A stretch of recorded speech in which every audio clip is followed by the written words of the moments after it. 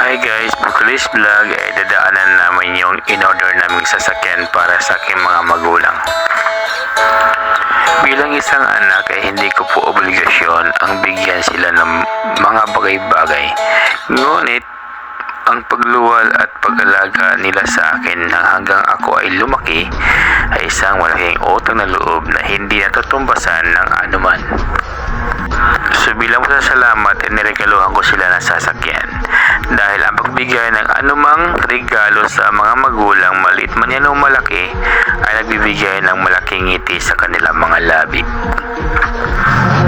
Kaya ikaw dyan, oo ikaw nga, bigyan mo na rin sila ng regalo nang sila'y mapangiti mo.